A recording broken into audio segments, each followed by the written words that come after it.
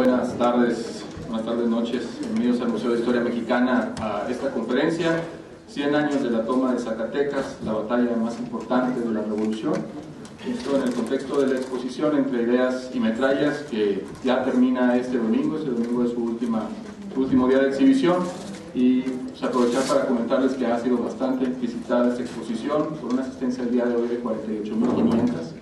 Por lo que esperamos que este domingo lleguemos a los 50.000 y esperamos que todos ustedes nos apoyen para poder conseguir también esta meta, invitando a todos sus conocidos.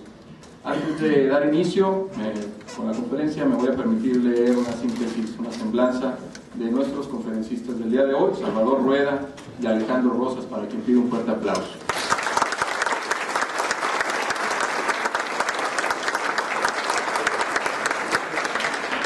Salvador Rueda es historiador y director del Museo Nacional de Historia Castillo de Chapultepec.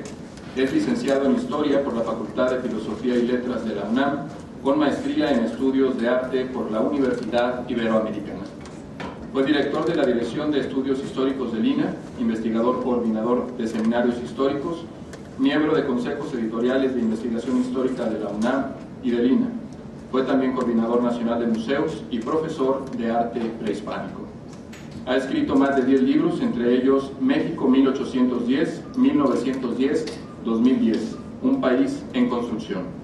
Salvador Rueda se considera como un historiador que se ha preocupado por entender los mecanismos de la memoria y busca a través de los distintos elementos que esa memoria ha ido reconstruyendo, creando un área de orden que le permite narrar las historias.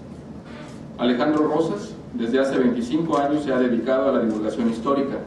Egresó de la Facultad de Ciencias Políticas y Sociales, donde cursó la carrera de Relaciones Internacionales, donde actualmente es catedrático. Fue coordinador de investigación histórica de Editorial Clio hasta el 2002. Es colaborador en Relatos e Historias de México, Letras Libres, W Radio, Radio Fórmula y co-conductor del programa El Refugio de los Conspiradores.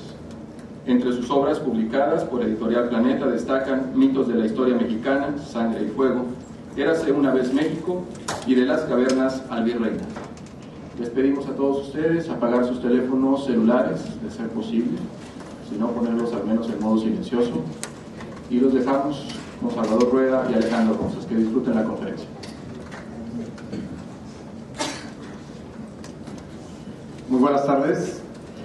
Antes que nada, como siempre, es un placer venir otra vez aquí y sobre todo siempre ya ver casi la sala llena, entonces es maravilloso, sobre todo charlar, una tarde apacible, tranquila, el ambiente está muy a gusto, bajo el calor, como veníamos mencionando ahorita que caminábamos por acá. Bueno, para nosotros que estamos acostumbrados a un clima totalmente distinto de la Ciudad de México, lo sentimos ahora más benigno en la tarde que a las 4 de la tarde cuando caminamos por la Macroplaza. Pero bueno, yo quiero empezar diciendo lo siguiente. Vamos a hacer una charla más que conferencia, como siempre, como nos gusta, es más bien platicar y luego involucrarlos a ustedes para que hablemos de este importante momento de la batalla de Zacatecas, 23 de junio. Pero a mí me gustaría empezar porque además siempre, ahora que me he visto en el video de ahí de la tienda del museo, parece que estoy cantando algo así y salgo. Entonces, quiero empezar recitando una parte del famoso corrido de la toma de Zacatecas, y dice: 1914, mes de junio 23, fue tomado Zacatecas entre las 5 y las 6. Gritaba Francisco Villa en la estación de Calera: vamos a darle la mano a don Pánfilo Latera. Ya tenían varios días que se estaban agarrando. Cuando llega el general a ver qué estaba pasando, cuando llega el general sus medidas fue tomando, a cada quien en su puesto los iba posesionando. Le tocó atacar la Bufa a Villa, Urbina y Natera, Ceniceros y Contreras, Madero, Raúl y Herrero. Ahora sí, borracho Huerta, harán las patas más chuecas al saber que Pancho Villa ha tomado Zacatecas. Entonces ya, ahora sí, ahora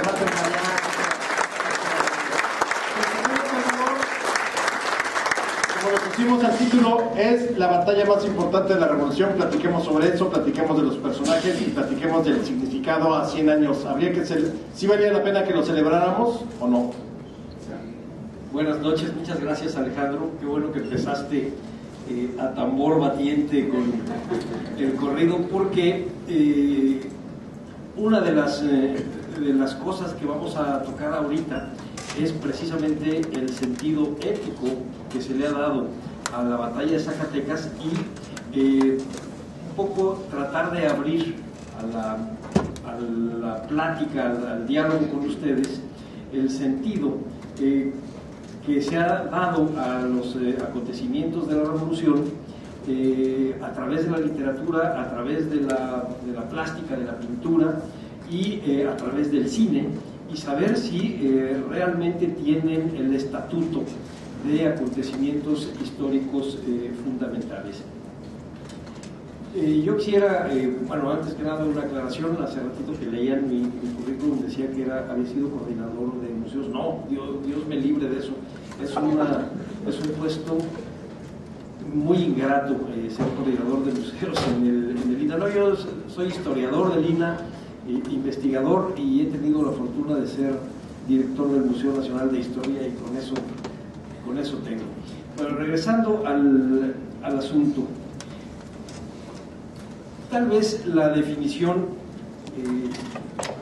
más precisa de cómo se pensaba la revolución, de lo que se creía que había sido la revolución, en el periodo de interpretación, de inicio de la interpretación ya distante de este fenómeno, para tratar de entender el por qué, el cómo, y si realmente había sido tan tajante para la vida de los mexicanos, es la de un paisano de ustedes, de Alfonso Reyes, que escribe lo siguiente en 1939. Yo, por desgracia, no tengo la memoria de Alejandro, así que no me lo puedo aprender de memoria, aunque lo repita 100 veces, así que se las voy a leer. Decía Reyes, porque es cierto que la Revolución Mexicana brotó de un impulso mucho más que de una idea. No fue planeada, no es la aplicación de un cuadro de principios, sino un crecimiento natural. Los programas previos quedan ahogados de su torrente y nunca pudieron gobernarla. Se fue esclareciendo sola conforme andaba, y conforme andaba iba descubriendo sus razones cada vez más profundas y extensas, y definiendo sus metas cada vez más precisas. Imperaba en ella la circunstancia, y no se columbraban los fines últimos. Nació casi ciega, como los niños, y como los niños después fue despegando los párpados. La inteligencia la acompaña, no la produce, a veces tan solo la padece, mientras llega el día en que la ilumine. Con esto, en 1939, Alfonso Reyes trataba de explicar qué es lo que había pasado, este gran huracán que había sido la Revolución Mexicana, qué es lo que marcaba de nuevo, para dónde iba. Pero básicamente señalaba que, a diferencia de las revoluciones del siglo XIX, esta no nacía de un cuadro ideológico muy claro, no nacía de una preconcepción del mundo que llevara a una serie de personas a dirigir a otras hacia el dibujo de un perfil definido del mundo moderno. En este caso, el origen de la revolución había sido una idea más o menos clara, que muy pronto fue rebasada, que fue la renuncia de Porfirio Díaz. Y a partir de ahí, la revolución fue tomando rumbos que nadie había previsto, y que era muy difícil que incluso sus propios dirigentes la pudieran ir organizando. Decía Cardosa y Aragón, Luis Cardosa y Aragón, que el siglo XX había iniciado con la firma del Plan de Ayala el 28 de noviembre de 1911. Pero no decía Cardosa y Aragón cuándo había terminado el siglo XIX. El siglo XIX siguió. Y es posible que una primera respuesta a esta pregunta sea que el siglo XIX termina el 23 de junio de 1914. ¿Por qué?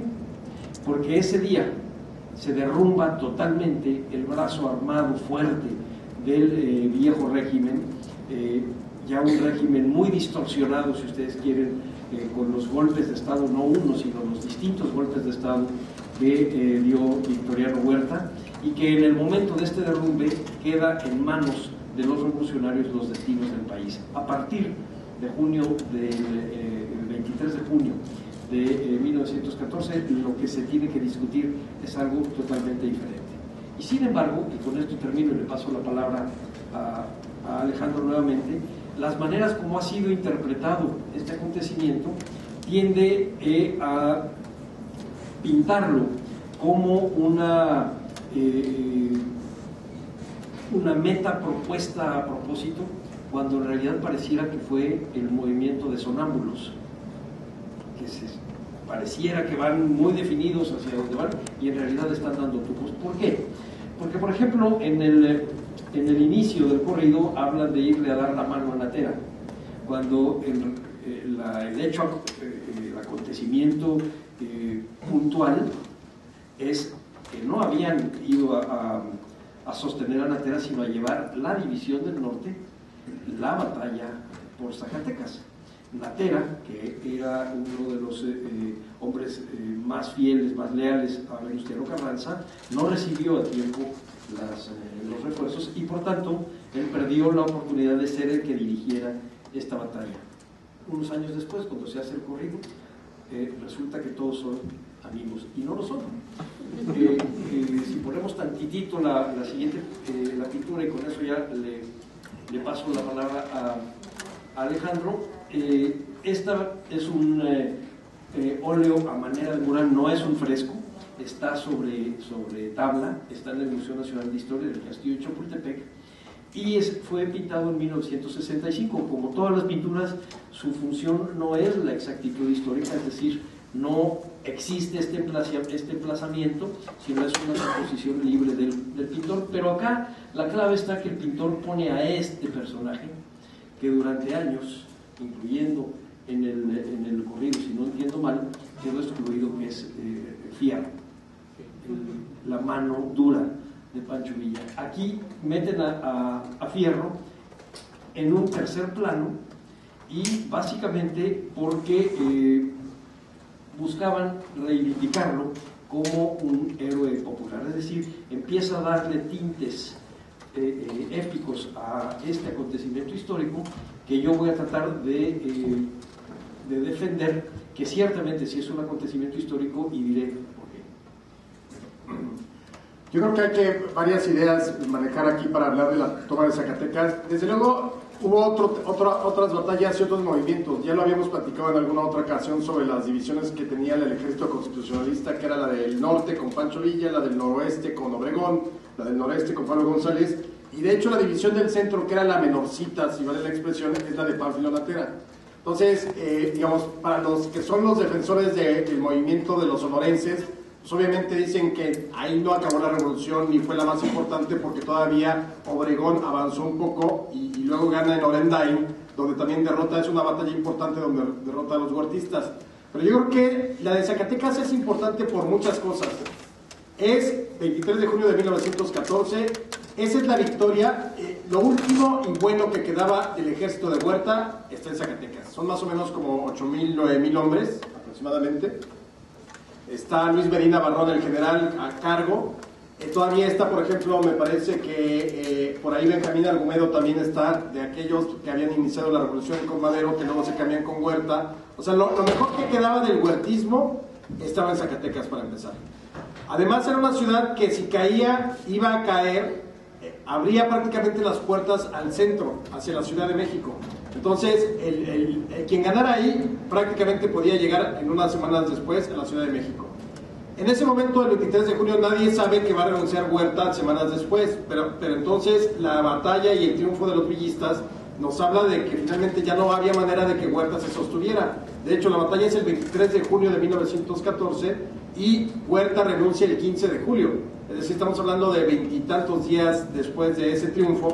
En Zacatecas ya Huerta decide que ya no hay nada más que hacer y se va. Otro elemento más importante también es que aquí sí vemos, yo creo que es el momento culminante de la división del norte. Después de ahí, para mí, ya no hizo nada. Es decir, ya vino la decadencia absoluta, no inmediatamente, sino al año siguiente, cuando se va a enfrentar a Obregón en el Bajío y demás, y va a perder todo. Pero aquí es el momento cumbre de la división del norte. Llega Villa con sus 25,000 hombres, más o menos. Lleva hasta el perico, el perro, el gato, la tortillera, las soldaderas, el vagón médico, todo el mundo está en Zacatecas. Realmente llega con sus 25,000 hombres, pero yo creo que si hay que darle mérito a alguien, no es tanto a Pancho Villa, y esa sería mi percepción después de haber estudiado un poco el tema. El gran mérito de la batalla, de cómo se plantea, es Felipe Ángeles. Aquí en la imagen que trajimos se puede ver, parecería que, por ejemplo, todo el mundo cree que la toma de Zacatecas, la batalla fue en la ciudad, y no, fue en las elevaciones, fue como en 6 o 7 cerros que había en los alrededores, entre ellos la Bufa, el Grillo, la Sierpe, porque ahí estaban las baterías y el ejército, apostado el ejército de Huerta. Entonces realmente la ciudad sufre poco, hasta que ya después de que habían sido derrotados los huertistas, nadie sabe hasta la fecha hoy, lo que se llamó el Palacio Federal en Zacatecas estalla, que es donde estaban todas las municiones del huertismo. Hay quienes dicen que fue un accidente, yo lo creo. Hay quienes dicen que los huertistas fue el último golpe, pero pues mataron apenas 100 soldados villistas, o sea, tampoco era algo que pudiera cambiar el rumbo de la revolución, o de la batalla, perdón. Aquí se ve, por ejemplo, esta explosión, que es la del, insisto, se llamaba el Palacio Federal, muy cerca del Teatro Calderón en Zacatecas. Y además fue una explosión, imaginen ustedes un poco cómo fue aquellas explosiones del 93-94 en Guadalajara, del sector Reforma o San Juanico. Era un polvorín, o sea, había muchas municiones, muchísima pólvora, y entonces volaron muchas casas alrededor, hubo muchos muertos civiles por ese acontecimiento. Pero básicamente la batalla es muy limpia porque se va a pelear en las partes de afuera. Ahora, otro elemento importante también de la batalla es que, como lo decía Salvador, quien debía tomar Zacatecas unas semanas antes era Pánfilo Lotera, porque él era el jefe de la división del centro. Ataca Zacatecas con 5,000 hombres y lo destrozan. Entonces Carranza le dice a Villa, general Villa, mande usted 5,000 hombres más para ayudar a Lotera. Y entonces ahí es cuando viene ya el rompimiento, ya se caían mal.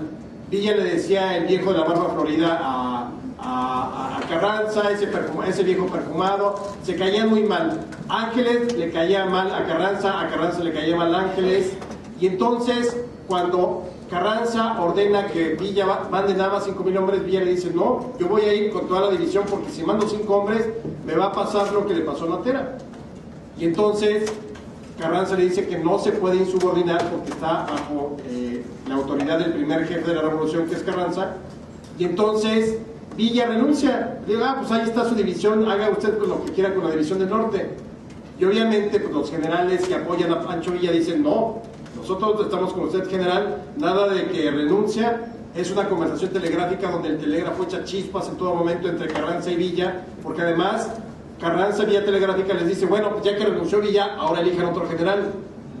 Y obviamente la lealtad era absoluta. Y además había gente del pueblo, como podía ser Rodolfo Fierro, del que hablaremos en un momento, el famoso carnicero, que además tú aquí dices, Salvador, que esta imagen ya lo trata de reivindicar, y coincide más o menos con los años, si ustedes recuerdan, aquellas películas maravillosas donde Pedro Armendáriz era Pancho Villa y Carlos López Moctezuma era Rodolfo Fierro, que además hasta parecía encantador, te caía bien Fierro, y era un asesino.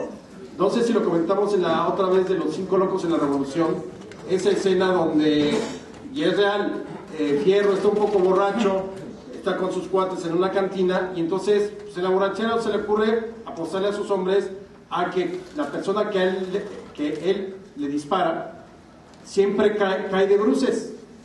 Y entonces pues, obviamente nadie le iba a decir que no al general Fierro. Si le apuestan, no, general, nosotros apostamos a que no cae de bruces. Entonces se para todo borracho Fierro, sale de la cantina, ve pasar un cristiano, le dispara y cae para adelante. Cae de bruces, ganó Fierro. O sea, así se las gastaba. Por eso el carnicero no es porque se dedicara a vender bifes y bons y bisteces, sino porque era verdaderamente muy, muy cruento. Entonces están personajes de esa envergadura como un Fierro, pero está un Felipe Ángeles, pero está Raúl Madero, el hermano del presidente muerto un año antes. Está Eugenio Aguirre Benavides, que es como la clase media de la región de La Laguna. Es decir, es un mosaico de personalidades las que están ahí. Por eso yo creo que llega a ser tan importante por todo lo que representa, y porque representa el fin, o como dice Salvador, el fin del siglo XIX, que termina ahí, pero el inicio de lo que va a ser el canibalismo revolucionario en los siguientes meses. Solamente para acotar lo que acaba de platicar Alejandro, una cosa más hizo Carranza, que fue muy discutido y que causó muchos problemas que tendrían repercusión unos meses después. Destituye a Ángeles como subsecretario de Guerra. Entonces, entre los elementos que están tratando de negociar tanto los adictos a Carranza como los adictos a Villa, es que Carranza se trate de echar para atrás de su decisión, y que Villa se trate de tratar de que Villa también se eche para atrás de su renuncia. Entonces Carranza dice, bueno, yo voy a aceptar que Villa recupere el mando de la División del Norte, pero no voy a aceptar cambiar mi destitución de Felipe Ángeles por una renuncia de Felipe Ángeles. Pareciera que es una cosa muy sutil, pero es muy importante porque tiene que ver con la idea de estructura de república que tenía Carranza, por un lado, y por otro lado con la idea de Villa de lo que debe ser la guerra. Lo que tenemos enfrente es lo que años después Nicola Chiaramonte llamó la paradoja en la historia, es decir, el rompimiento entre la idea y los acontecimientos, el por qué los acontecimientos siempre derrotan a las ideas. Y en este caso, el pragmático era el guerrero, por un lado Villa y por el otro lado Ángeles. El segundo asunto, uno cuando habla de las batallas en la Revolución, a veces sí tiene un poco una visión cinematográfica del asunto. No hubo muchas batallas en la Revolución, hubo infinidad de combates, pero no batallas. Un historiador militar, Francisco Urquizo, que no era precisamente muy adicto a Villa y tampoco quería a Ángeles, sí defiende la toma de Zacatecas como una verdadera batalla, porque lo que dice es, en primer lugar, moviliza a todas las armas, moviliza infantería, caballería, artillería, sanidad militar, estados mayores. El proceso de la batalla es preparado desde días antes. Ellos salen de Torreón, Ángeles sale con el grueso de las tropas de Torreón el día 17 de junio, tarda 2 días en llegar a un lugar que se llamaba La Calera, que estaba a 25 kilómetros de Zacatecas, y desde ahí inmediatamente trata de reconocer el terreno, empieza a buscar cuál va a ser el lugar central de la batalla, cuáles van a ser los colaterales, dónde deben cortar suministros, donde deben cortar la posibilidad de llegada de refuerzos, donde deben manejar las comunicaciones. Es decir, empieza a tener este dibujo de la geografía de la batalla. Inmediatamente después empieza a ubicar a los distintos grupos, a todas las baterías. Estábamos discutiendo, ahorita vamos a platicar de eso, cuántos cañones realmente traía Ángeles, porque siempre pensamos que esta batalla debieron haber tenido más cañones que a lo mejor los alemanes en la línea Maginot, o digo, los franceses en la línea Maginot y los alemanes en su contra. Y realmente la clave estuvo en la astucia de Ángeles para poder mover a sus baterías. ¿Cuántos hombres realmente había? Ahorita nos decía Alejandro que el cálculo que ha hecho él de hombres en base al trabajo tanto en archivos como en distintas lecturas son alrededor de 10.000 federales. Urquizo dice que eran 12.000 federales. De hecho, en la cuenta de las bajas que hace son 10.000 los que caen, 6.000 prisioneros y casi 4.800, 5.000 entre muertos y heridos, y maneja que solo 300 salen con Medina Barrón hacia Aguascalientes, y Felipe Ángeles dice que además a esos los iban venadeando en el camino, los iban tiroteando, o sea, aún hay que sumarle a todos esos. Efectivamente, cuando es la batalla de Orendain, que es el 7 de julio, ya no hay posibilidad de detener a Obregón rumbo a la Ciudad de México, y por eso él es el que entra en 2 días de la renuncia de de vuelta él entra y se firman hasta agosto se firman los tratados de Teoloyuca, pero él es el que entra y posiciona a su gente, y no Villa queda cortado de los suministros y tiene que regresar hacia sus comederos viejos, como le decía Zapata, hacia el norte.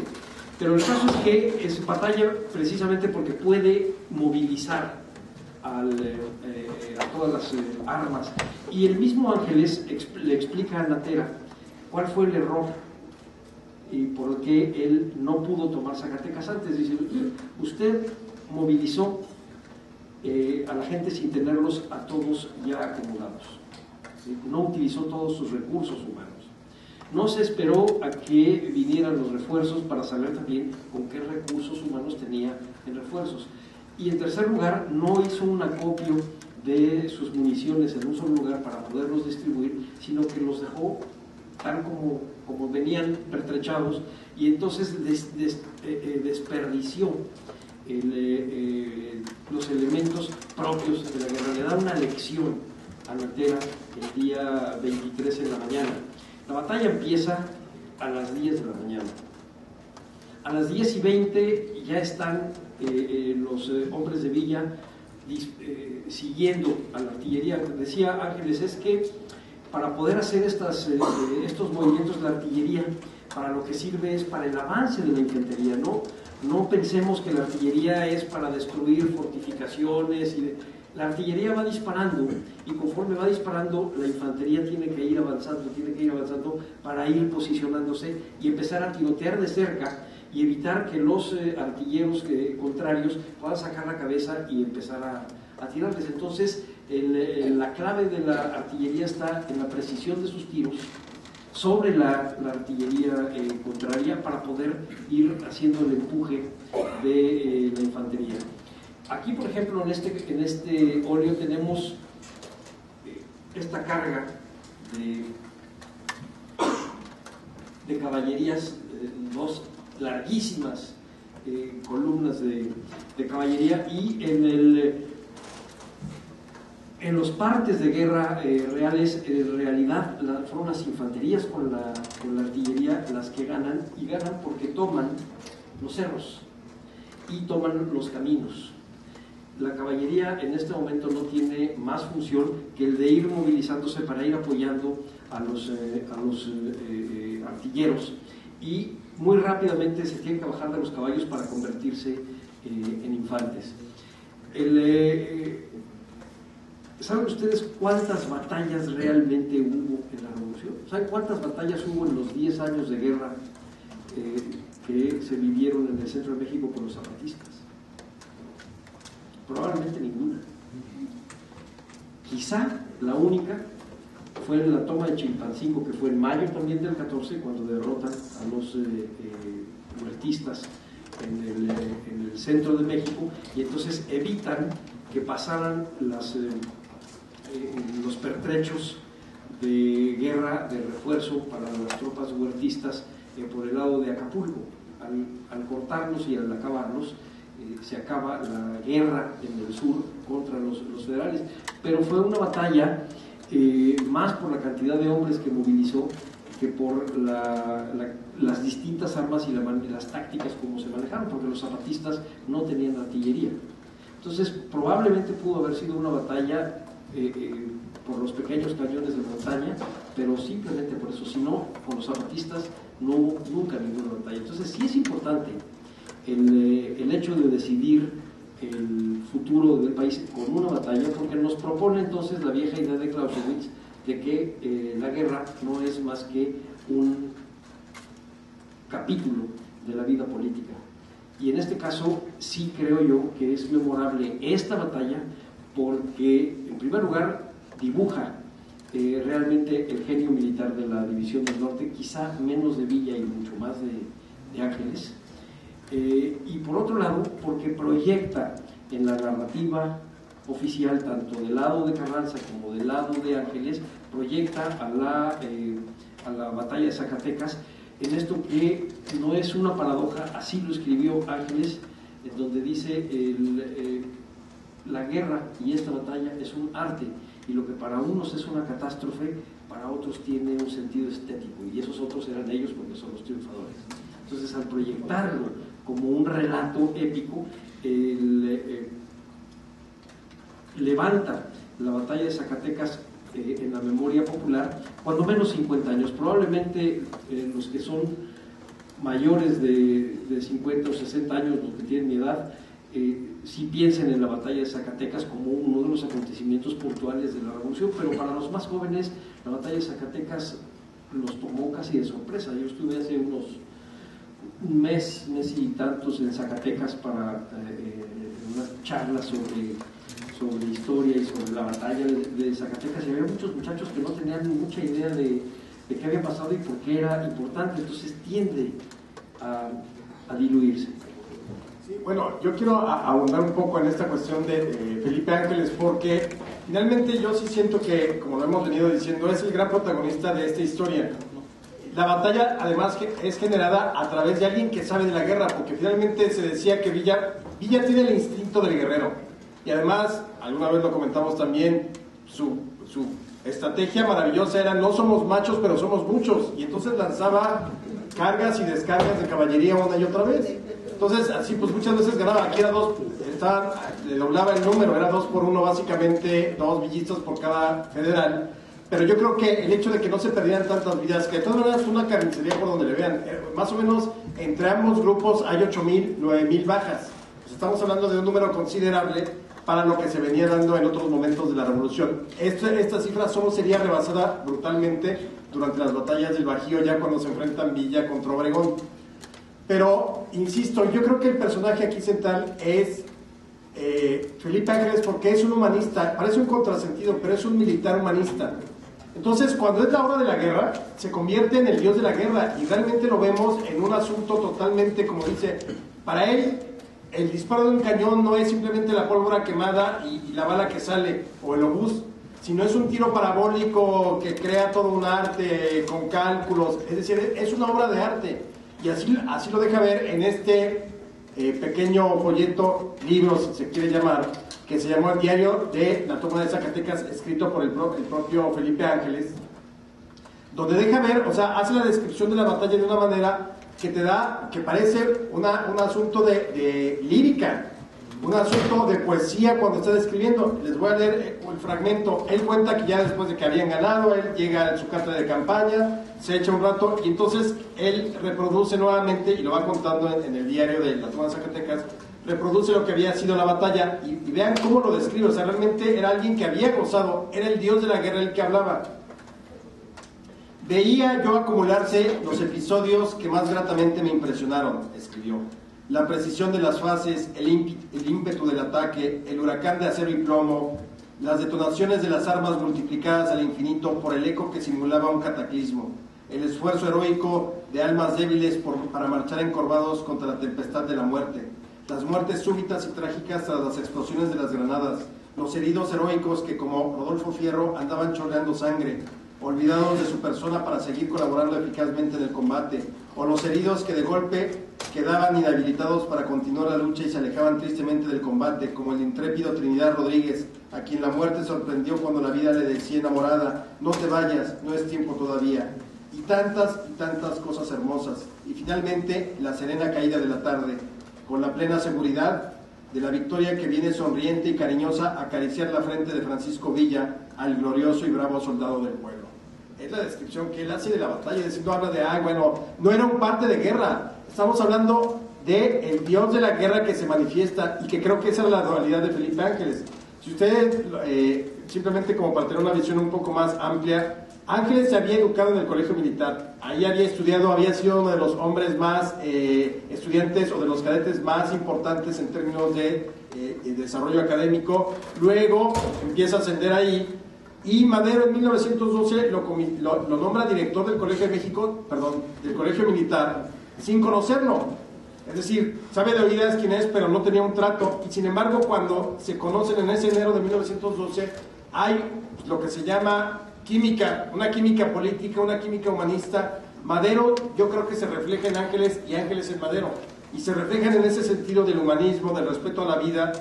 Y entonces tenemos a un Ángeles que, cuando no está en la guerra, entonces es respetuoso de la vida, pero cuando está en la guerra ahí sí no tiene piedad absolutamente. Incluso cuando termina la toma de Zacatecas, ya una vez que empieza la carnicería que hacen los villistas a perseguir, de hecho dicen que más o menos son 15 kilómetros entre la ciudad de Zacatecas y la ciudad que ahora ya es conurbada, que se llama Guadalupe, donde está el convento, me parece que franciscano de Propaganda Fide. Son 15 kilómetros tapizados de cadáveres porque los villistas acabaron con la mayor parte de los huertistas, que cuentan las crónicas que entraban a las casas buscando vestidos de mujer para cambiarse el uniforme y disfrazarse para ver si así la libraban. De hecho, entre las medidas que se tuvieron que tomar al otro día, era tal la cantidad de muertos, estamos hablando de cerca de 6,000 ya dentro de la ciudad por esta represión, no porque la batalla se haya hecho ahí, que hubo un mando dado por el cuartel general villista donde se ordenaba que cada persona tenía que más o menos medir 1 metro cuadrado alrededor, afuera, digamos, de su pórtico, y tenía que encargarse de los cadáveres que hubiera en ese metro cuadrado, para limpiarlos, para llevarlos a enterrar y para sepultarlos y evitar epidemias. Entonces tenemos a un Ángeles que es así, en 1912 director del colegio militar, y luego Madero, que le ve este ánimo humanista, lo manda a Morelos, al estado de Morelos, a tratar de pacificar a los zapatistas, y si bien no logra pacificarlos, sí logra entrar en un cierto acuerdo, en un impasse con los zapatistas, que lo que estaban buscando era que ya no los agobiaran tanto como les habían mandado generales feroces como en algún momento dado Victoriano Huerta o Juvencio Robles, que aplicaron totalmente la de quema de pueblos, campos de concentración, no desde luego de exterminio, pero sí de concentración, de juntar a todos los pueblos en una sola región y demás. Entonces llega Ángeles muy luminoso, y ahí es donde Ángeles va a estar cuando estalla la decena trágica en 1913, 9 de febrero. Incluso es el propio Madero que esa noche del 9 de febrero, cuando estalla el cuartelazo en su contra, va él en coche. ¿A quién se le ocurre? Bueno, es el presidente, pudo haber mandado un propio, pero pues se le ocurre, pues creo que tengo chance de ir a manejar estos 50 kilómetros desde la Ciudad de México. Habrá hecho como 18 horas, porque además, sí, básicamente maneja toda la noche. Bueno, no él, seguramente llevaba a su chofer, pero pues no había una autopista como la que conocemos hoy y que luego sería parte de la autopista del Sol, ni casetas ni nada, o sea, cualquier cosa le pudo haber pasado, y sin embargo va. Se trae a Felipe Ángeles, y entonces tenemos un Felipe Ángeles que está aquí en los días de la decena trágica, y que para mí hay dos momentos clave que para mí se hizo chiquito Ángeles. Uno es que no pudo romperse las cadenas con las que él mismo se ataba, por la disciplina, por la jerarquía, por el respeto a las instituciones. Porque Ángeles, a sabiendas de lo que ya todo el mundo sabía en ese 1913, de que iban a traicionar a Madero, que Huerta estaba en tratos con los hombres de la Ciudadela, los traidores, para derrocar a Madero, Ángeles no hace absolutamente nada, no decide rebelarse y aprender a Huerta, no decide fusilar a Huerta, no decide echarle las tropas a Huerta, hace todo lo que le va indicando Huerta. Y entonces yo creo que el pecado de Ángeles es de omisión, no de acción. El no haber hecho, pues termina estando prisionero a partir del 18 de febrero junto con Madero, Pino Suárez, en el Palacio Nacional. Y luego la siguiente vez donde también tuvo la oportunidad de volver a hacer algo es cuando Villa le dice que él a fuerza quiere enfrentar a Obregón, en 1915, en el Bajío.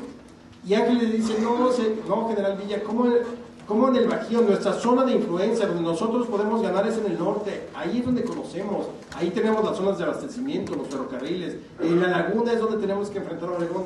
Y muy bravito Villa, no, pues yo quiero, típico macho mexicano, no, pues yo sí puedo con él, ¿cómo me va a ganar ese perfumado? Seguramente decía todo eso Villa. Y además gritaba, puto, como en el fútbol. Cuando entonces nadie era políticamente correcto, y seguramente no pasaba absolutamente nada. Porque bueno, bien hablados no eran, eso lo tenemos muy claro. Bueno, de hecho, en muchas crónicas desde la época de la conquista se habla, hay muchas groserías, incluso en el Quijote, pero bueno, el punto no son las groserías.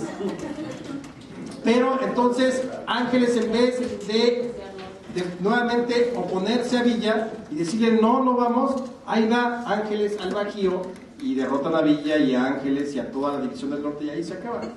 Dice Vasconcelos que hay personajes que exactamente en ese momento donde pueden cambiar el rumbo de la historia fallan. Yo creo que son los dos momentos en que Ángeles pudo haber cambiado el rumbo, sobre todo con Madero.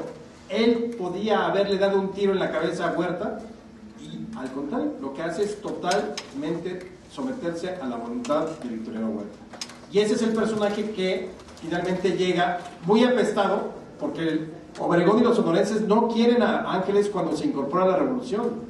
Y de hecho, Carranza lo nombra, como decía Salvador, subsecretario de guerra, que era un papelucho ahí, total, un cargo absolutamente administrativo de flojera. O sea, verdaderamente era de, híjole, qué horror, mejor denme un tiro o que 20 perros rabiosos me muerdan las ingles para tener algo más de acción. Pero Ángeles, no, Ángeles se queda ahí en el sillón hasta que se le ocurre a él decirle a Carranza, después de que se incorpora a la revolución, oiga señor Carranza, ¿me da chance de irme a unir con Villa? Y sí, y entonces es cuando se une a principios de 1914, las últimas batallas son las a unirse con Pancho Villa, y entonces es cuando se transforma todo y cuando va creciendo Felipe Ángeles. Bueno, yo tendría una explicación a la pregunta de Alejandro, no sé si sea la correcta, pero es un poco la misma que tiene que ver con la conducta de Bernardo Reyes en 1909, y se trata del pundonor militar y el pensamiento de lo que es la disciplina y la cadena de mando. Reyes se tiene que ir de México porque su superior jerárquico, no el presidente de la República, sino el general Porfirio Díaz, lo manda fuera, si no, no lo hubiera obedecido. Por eso, una de las cosas que hace Reyes cuando regresa a México es pedirle al presidente de la Barra su baja. Es decir, para que no, si voy a entrar a la política, no quiero un superior jerárquico al que me veo obligado por juramento a obedecer. Y es lo mismo que le pasa a Ángeles. Ángeles no puede ir en contra de Huerta simple y llanamente porque es su superior jerárquico. Y como ese no quería a Huerta y sabía que Mondragón era un corrupto y sabía que Félix Díaz era un oportunista y sabía que Huerta los iba a traicionar a todos, al presidente Madero y a los que estaban adentro de la ciudadela, porque era más listo que todos, pero era su superior jerárquico. O sea, el problema fue que una vez que él llega aquí ya la ordenanza militar había sustituido al jefe de la plaza, que estaba herido, que sale herido en los primeros tiros de la escena trágica, y entonces cuando llega ya tiene a Huerta por encima. Hubiera podido manejarse muy bien con cualquier otro general, no cuartelero como Huerta, sino de colegio militar. Y eso es lo que le sucede con Carranza, y por eso le juega esta estratagema y le dice, bueno, está bien, yo estoy aquí atrás del escritorio, pero ¿y si me deja ir con Pancho Villa? Pues vete con Pancho Villa. Y en ese momento nuevamente el espíritu de Ángeles se mueve. Nada más te quiero decir, yo digo, sí, mucha jerarquía militar y etcétera, pero pues, hay momentos en que en ese tipo de situaciones no me convence, vamos, o sea, perdón, yo creo que Reyes en su momento y Ángeles, perdón la expresión, se culearon. O sea, ahí cambió la historia. Hay una diferencia entre un Porfirio Díaz que sí se atreve en sus momentos de juventud a hacer cosas osadas. En ese caso, Ángeles lo pudo hacer. Sí, yo entiendo la disciplina militar y lo que es eso, pero son circunstancias totalmente atípicas donde la situación es totalmente anormal. Es decir, no estás hablando de una lógica donde las instituciones funcionan, donde la ley está caminando, donde en el estricto sentido el respeto por todo lo que son las ordenanzas, la disciplina militar y demás existe. Aquí ya está roto todo el asunto desde la revolución, y el que no lo hayan hecho pues cambia totalmente la historia. Obviamente no sabemos, el hubiera no existe, pero al menos el indicio era que pudieron, porque se sabía que iba a traicionar Huerta, claro, y no quiso hacerlo. Podemos respetar que era un hombre institucional, sí, pero yo creo que se vieron tibios uno y otro. O sea, Reyes pudo haber peleado la candidatura presidencial y la presidencia en 1909 y prefirió ser disciplinado. Y luego regresa y entonces sí me levanto en armas contra Madero. No, sí, pero una cosa es levantarte en armas contra Madero, siendo un ex militar, siendo un militar. En segundo lugar, no creo que se hayan echado para atrás, no quiero usar la misma palabra. Yo todavía Los aztecas decían Huiloni. Sí. Exactamente, yo todavía tengo aquí la investidura de ser director del Museo de Historia, pero cuando la pierda lo diré. Pero no lo hicieron porque no es cierto que todas las leyes estuvieran quebrantadas, no las ordenanzas militares, y uno de los problemas que evitaban que Carranza, Villa y Ángeles llegaran a una negociación era la palabra insubordinación y desobediencia e indisciplina que estaban pesando sobre Ángeles y quisieron también manejar de una manera un poco digamos literaria cuando quisieron cambiar el que lo hubiera destituido por una renuncia como subsecretario. Esas cosas que pareciera que no son importantes, son importantes para gente con el espíritu como el que tiene Ángeles. Ustedes piensen en un hombre que oye los tiros y dice, es que viene el aterrador huracán con su gran estética y esta belleza especial del estruendo, belleza del que es el triunfador, aunque sea una catástrofe para el que la sufre abajo, y que se monta en su caballo y dice, estoy montado en Ney. Y allá va Pánfilo Natera montado en un caballito de muy buena ley, pero chiquito. Y en 1914, cuando entran a la Ciudad de México, una de las cosas que dice es, bueno, yo pensé que Zapata, que era tan buen conocedor de caballos, iba a andar en un caballote de zancas largas, como eran las que le gustaban a Ángeles. Y dice, no, va en un caballo charro de poca alzada, muy fuerte, musculoso, brilloso. Muy buen caballo. Se está fijando, no, pero a lo que me voy es, Ángeles lo que se está fijando es, en primer lugar su texto lo dice muy claro, inicia todos sus diarios diciendo, ya me desayuné y me metí a bañar.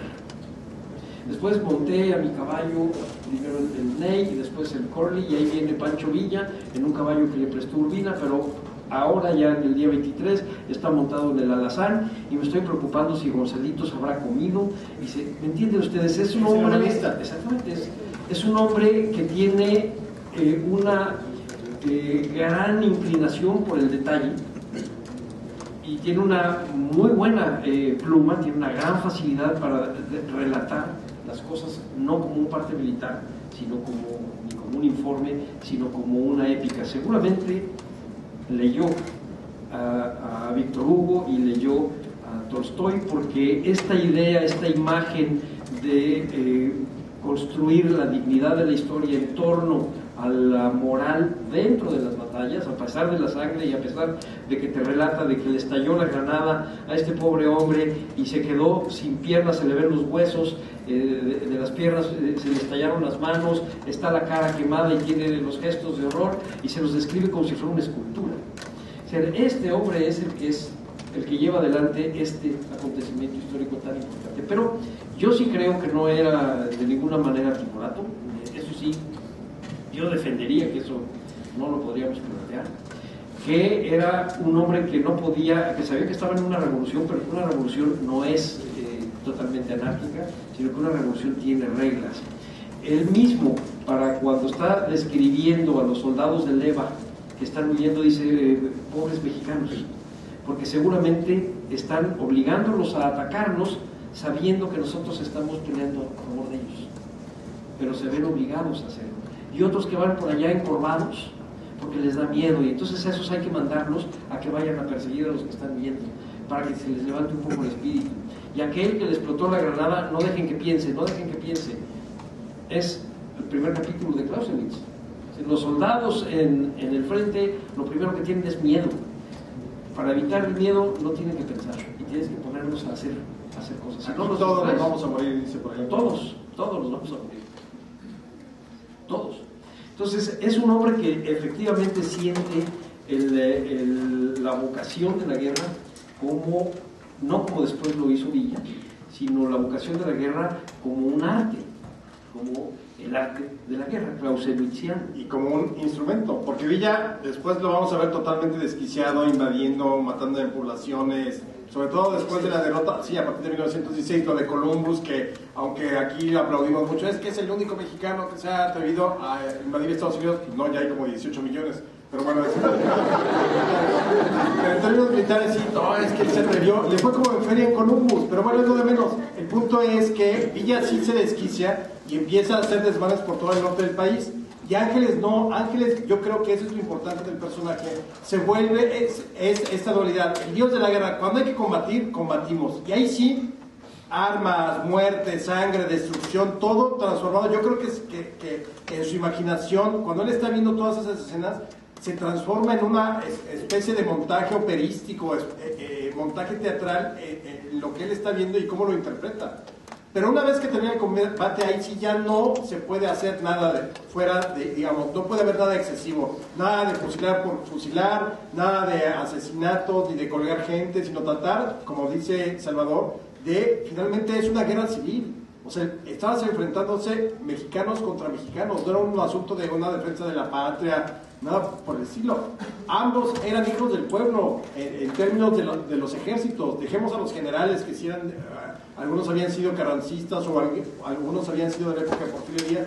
Eso es lo de menos. El pueblo, la base que mueve a los ejércitos es el pueblo que ha sufrido igual de un lado y de otro. Y entonces vemos, insisto, al dios de la guerra cuando debe de estar. Pero yo les recomendaría, debe de estar ahí en internet, se puede bajar, yo me imagino que el diario de la Toma de Zacatecas, porque realmente es una pieza casi, o sea, de hecho es una pieza literaria. Y por ejemplo, cuando después de que describe todo lo que sucede, las posiciones, te va describiendo, como dice Salvador, desde el 17 que llega, y entonces hoy me vallé en mi tinita, tenía una tinita según él cuenta ahí, y está muy pendiente de su gente y demás. Él termina diciendo todo su escrito lo siguiente: y bajo el encanto de la obra clásica de ese día feliz, me hundí plácidamente en un sueño reparador y sin aprensiones. Es decir, habían muerto 8,000, y eso es lo que él termina escribiendo de lo que para él había sido el dios de la guerra, finalmente el sacrificio humano del dios de la guerra, esa batalla. O sea, se va sin culpas. ¿Por qué? Porque era la guerra. No hay ese exceso violento, no hay ese exceso posterior, e incluso quien trata de salvar muchas vidas de los federales, porque los villistas sí se las gastaban de la gente, pues bueno, con un hombre como Rodolfo Fierro no era para menos, y algunos otros como Tomás Urbina y otros federales de los más violentos, pues no tenían empacho en degollar y matar y asesinar y robarles. Ángeles va prohibiendo ese tipo de cosas, por eso puede ir con todo y la desgracia de la guerra, la sangre derramada, puede ir a dormir un sueño sin aprensiones y muy reparado, sin culpas. Hace unos años nosotros entrevistamos allá en el INA, en el Centro Sur, entrevistamos veteranos de la Revolución, varios villistas, varios carrancistas, algunos de la zona de Nuevo León, pero básicamente entrevistamos zapatistas y nos tocó, les estoy hablando a ustedes de mediados de los años 70, hace 40 años, nos tocaron gente que se había levantado en armas con Madero, es decir, con Zapata, cuando eran maderistas, pero la mayor parte de ellos se habían levantado huyendo de la leva o porque habían sido llevados de leva, y hubo algunos que habían sido tomados en leva diciendo que iban a ser aprovechados para ir a defender a la patria contra los invasores norteamericanos, y los mandaron para acá y estuvieron en la batalla de Zacatecas, y contaban ellos que cuando se acercaron los villistas para fusilarlos a todos, en primer lugar era quitarles los zapatos, porque como ustedes sabrán, entre las grandes necesidades de las tropas está el calzado. Por eso desde el siglo XIX decía Napoleón: cuando ustedes quieran ganar una guerra, lo primero que tienen que hacer es ubicar los lugares en donde están los curtidores y la gente que les hace calzado y que hace las pieles y que hace todas estas cosas que van a hacer a un soldado útil. Entonces, cuando ustedes recuerdan, si han leído a Víctor Hugo, si han leído a Tolstoy, una de las cosas que hacía la gente que tenía menos prestigio, pero que era muy útil, era llegar a donde estaban los muertos y quitarles los zapatos. Si ustedes ven las fotografías de la época de la Revolución, a todos los muertos, antes de enterrarlos o de quemarlos, están descalzos. Porque lo que haces es quitarle los zapatos, son muy útiles. Y entonces decían estos veteranos de la Revolución: a nosotros nos salvó Ángeles porque nos vio que usábamos guaraches, no traíamos zapatos, y entonces no no tenían que quitarnos, y entonces nos preguntaron de dónde veníamos, y les decíamos, no, es que a nosotros nos agarró Huerta de Leva para pelear con los gringos y nos mandó para acá a morirnos al norte. Y entonces, ¿qué es lo que quieren? Pues queremos regresarnos con Zapata, y entonces es el mismo Ángeles el que promueve el regreso de estos hombres, de estos forzados a la guerra, que iban a ser fusilados por el resto de los villistas. No tenía ninguna culpa, pero tenía una claridad mental indudable. Tú tocas un asunto que me gustaría que todos ustedes llevaran en la mente, que es la posibilidad de que un individuo tenga en sus manos en un momento dado el peso de la historia, el peso del cambio en la historia. Es decir, ustedes piensen que en un momento dado una de sus decisiones va a cambiar el destino del resto de sus compatriotas, no de su familia, no de sus compatriotas. No es tan fácil pensar como debió haber pasado por la mente de Bernardo Reyes en el 9 y a principios del 10. No es tan fácil como debió haber pasado por la mente del mismo Madero durante la escena trágica, que es lo que está pasando. A pesar de todo lo que su hermano le está diciendo sobre Huerta, el Madero se sostiene. No es tan fácil tener en la mente de Ángeles que después de este triunfo en Zacatecas, al año siguiente se da cuenta que están dividiendo a la artillería y tiene que mandar buena parte de su artillería a la zona de San Luis Potosí y a las zonas petroleras a pelear contra los carrancistas, y que deja en el Bajío la mitad de las baterías que usó acá. Acá hemos hecho más o menos unas cuentas sobre debió haber tenido quizás entre 40 y 50 cañones. Una batería, para que sepan ustedes, está compuesta por un grupo de cañones que puede ser de 4 o de 6 cañones, están mandados por un capitán y por varios sirvientes que le llaman. Los sirvientes normalmente son los artilleros, pero el capitán es el encargado de hacer toda la movilización, porque no es tan fácil mover 5 o 6, no 5, porque son 4 o 6 cañones, porque tienes que mover a los carretas estas que llevan los cartuchos, tienes que mover a los animales que tienen que cargar los cañones, tienes que saber de ingeniería. De hecho, hay 2 escenas que están en el diario de Ángeles, una en donde se zafa un vagón cargado de cartuchos pesado y se va por la cuesta a donde están los caballos descansando, los caballos que los jalan a los cañones, y creían que iba a atropellar a los caballos y que iba a ser un desastre, y finalmente los caballitos simplemente se quitaron y fue a dar a una barranca el armón, que les llaman ellos. Y el otro, cuando estos cañones Schneider se quedan atascados, no les sirven los frenos, entonces se vuelven inútiles porque no pueden disparar. Y entonces tienen que mandar a alguien que los desarme y los vuelva a armar, y están toda la noche del 22 y la madrugada del 23 tratando de componerle los frenos a toda la batería que se había descompuesto. Decía Ángeles que no sabía si era un defecto, pero probablemente, si me prestas un segundito, probablemente la circunstancia de la batalla tuviera algo que ver. El que pintó esto, Bolívar, se basa tanto en Urquizo como en Ángeles para hacer este cuadro, y pone 2 cosas. Este estallido tan cerca de Villa está narrado por Ángeles, y la lluvia sobre Zacatecas está narrada tanto por Ángeles como por Urquizo. Eso no es un contexto, sino es una circunstancia, pero es una circunstancia que cambia las cosas porque volvió lento el movimiento de los artilleros y inutiliza cuando menos una de las baterías. Bueno, si tiene 40 o 50 cañones en Zacatecas, tenía 25 en Celaya. Y entonces, por eso la batalla de Celaya, a pesar de que hay artillería, lo que hace que triunfe son las trincheras, los alambres de púas que detuvieron las cargas de caballería, es decir, empiezan a utilizar tácticas ya propiamente de guerra moderna que se estaban usando en Europa en ese momento, en la Primera Guerra Mundial.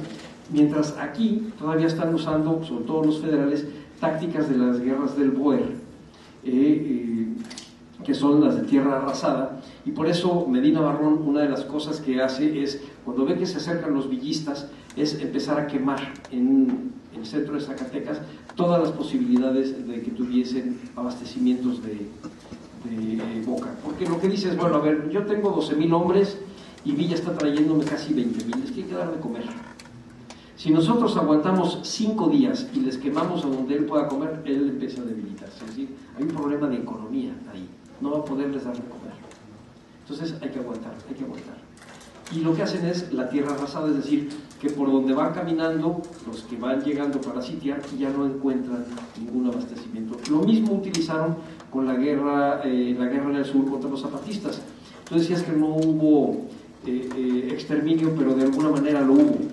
El mismo Huerta, en 1913, en un almuerzo con los hacendados, les dice, yo ya sé cómo voy a pacificar Morelos, nada de entrar en pláticas con los pueblos para ver si les regresamos. Es muy fácil, señores, hacemos lo que se hizo hace 10 años con los yaquis, los sacamos a todos, se van todos de Morelos y traemos población nueva. Los mandamos a Valle Nacional, los mandamos a Veracruz, o los mandamos a Campeche, allá que se mueran, y nosotros traemos población nueva que no tenga ningún arraigo. Y decía él, y permítanme decirles, permítanme la palabra, voy a despoblar Morelos para volverlo a poblar. Ustedes piensen en la mentalidad de hacendados, sí, pero eran hacendados católicos, y ustedes piensen lo que les estaba diciendo los aterró. Dijeron, no, a eso no le entramos. A que usted llegue y arrase, a eso no le entramos.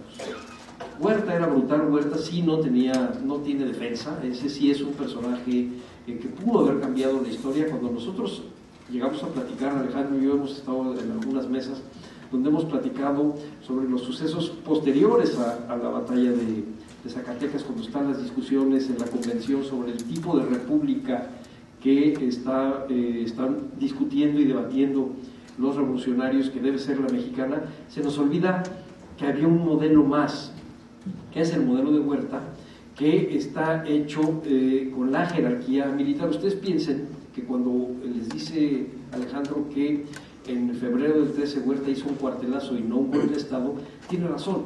Lo que pasa en febrero del 13 es un cuartelazo. Lo que sucede a partir de abril del 13 son golpes de Estado, porque son cuando entran los militares como gobernadores, hacen golpes de Estado, desconocen a las legislaturas locales, nos meten a la cárcel, meten a la cárcel a los gobernadores, y entonces hay un gobernador militar. El golpe de Estado se va dando poco a poco entre marzo del 13 y octubre del 13. Es paulatino. Entonces, ciertamente hubo golpes de Estado, pero nacen de un cuartelazo. Y al hacer este golpe de Estado y meter autoridades militares, lo que estaba haciendo era militarizar a la sociedad. Yo les puedo decir que, por ejemplo, el director del museo tenía grado de subteniente y ganaba como un subteniente. Y tenían que hacer todos los sábados ejercicios militares los preparatorianos, los empleados, las señoras que estaban de costureras tenían que hacer uniformes, ¿sí? Militarizó la sociedad. Ese modelo es un modelo inédito en el mundo y que de alguna manera, si se me permite ser un poco abusivo, estaba prefigurando el modelo militarista de los nazis.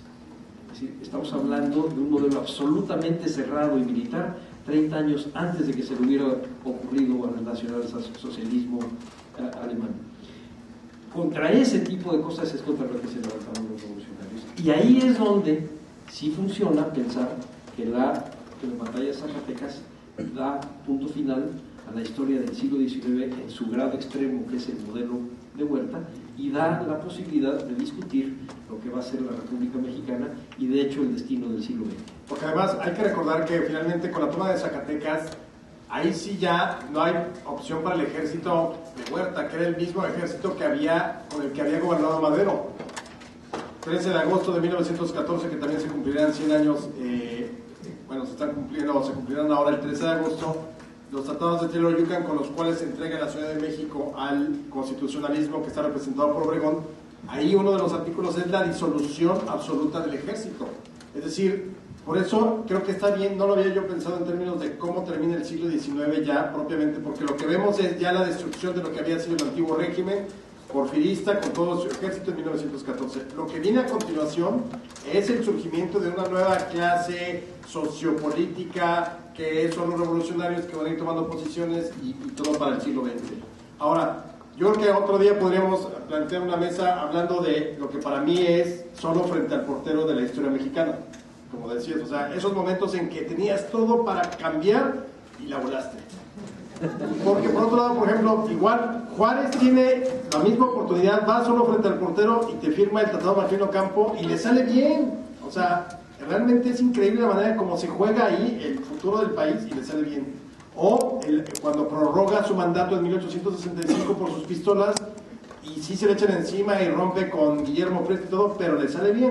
Entonces, digo, me da la idea de que podríamos un día discutir como esos ejemplos donde si el personaje, porque hoy los vemos como personajes históricos, pero si en ese momento ellos se asumen como personajes históricos, o simplemente son hombres que están afrontando una circunstancia y que hay que decidir. Hidalgo frente a la Ciudad de México, por ejemplo, ¿por qué? ¿Por qué no la toma? Pero igual lo vemos ya a la distancia, ya desde la comodidad de la casa, con repetición instantánea, etc. Entonces, no, pues es que Hidalgo era un burro, debió haber tomado. Pero en ese momento quizá él no tiene la percepción que nosotros tenemos hoy en día, ni Ángeles la tiene, ni Madero la tiene, de ser un protagonista de la historia o verse como un personaje histórico o alguien que pueda determinar el cambio de los acontecimientos alrededor. Eso es muy interesante en el caso de Madero. Llegó a pensar que realmente había cambiado la historia de México o que había transformado muchos elementos. Son cosas que se quedan para la reflexión. Ahora, antes de que terminemos, para pasarle el micrófono al público, si te parece, ya nada más les quiero contar por qué un idealista trágico como es Ángeles, por esta idea, es humanista por un lado, es el dios de la guerra por otro, y al final termina recuperando todos los valores importantes de Madero, sobre todo después de la derrota del Bajío. Él sale al exilio, está en el exilio como 3 años y regresa en noviembre de 1918, pero ya lo vemos totalmente perdido. Es un mesías. Él regresa a México diciendo: vengo en una misión de amor y paz, vengo a reconciliar a los mexicanos, y lo que quiere Carranza es comérselo vivo, totalmente así. La primera vez que lo vea se lo va a echar, y se lo va a echar porque Ángeles, o al menos quiere echárselo porque Ángeles había escrito tiempo atrás lo siguiente, que era la verdad. Dice: yo redacté el telegrama que cruzó el rostro de Carranza como un fuetazo. Por mí fuimos a Zacatecas y vencimos finalmente a Huerta. Yo soy el culpable de que, desoyendo los despóticos mandatos de Carranza, hayamos ido a dar el último golpe de muerte a los huertistas. Yo soy el culpable de haberle dicho a Carranza su miseria moral, su envidia, su falta de patriotismo, su ambición, su despotismo. Eso lo escribe posteriormente Ángeles, pero obviamente era cierto. Y ahí firma su sentencia de muerte Felipe Ángeles. Simplemente para concluir con el personaje, insisto, es un idealista trágico porque creo que al final lo perdemos por ese idealismo. Quiere venir a sembrar paz y amor donde solo florecen balas y bayonetas y balas. Todavía es un México bronco. 1919 se une un rato con Villa, lo traicionan y lo aprenden. Le hacen su juicio en unas horas, 25 de noviembre de 1919 en Chihuahua, y lo condenan a muerte. No había manera de que se salvara, porque la instrucción de Carranza es: no hay manera de que se salve. Estaba sentenciado a muerte desde 1914 con el rompimiento. Ahora, ¿cómo termina un idealista trágico? Pues como nos gustan los mexicanos, con más tragedia y más tragedia y más tragedia, porque eso es como romántico. Y entonces la historia es la siguiente: lo sentencian a muerte, lo regresan a su celda, y entonces pide papel y le escribe a su esposa lo siguiente. Le dice: adorada Clarita, estoy acostado descansando dulcemente. Oigo murmurar la voz piadosa de algunos amigos que me acompañan en mis últimas horas. Mi espíritu se encuentra en sí mismo y pienso con afecto intensísimo en ti. Hago votos fervientes porque conserves tu salud. Tengo la más firme esperanza de que mis hijos serán amantísimos para ti y para su patria. Diles que los últimos instantes de mi vida los dedicaré al recuerdo de ustedes y les enviaré un ardientísimo beso. Y le escribe, cierra el sobre y se la da a uno de sus amigos para que se la lleve a Clara.